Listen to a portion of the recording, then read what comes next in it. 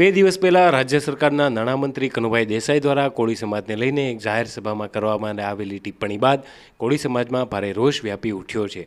ગુજરાતના અલગ અલગ ભાગોમાં કોળી સમાજના અગ્રણીઓ અને યુવાનો દ્વારા વિરોધ કરવામાં આવી રહ્યો છે।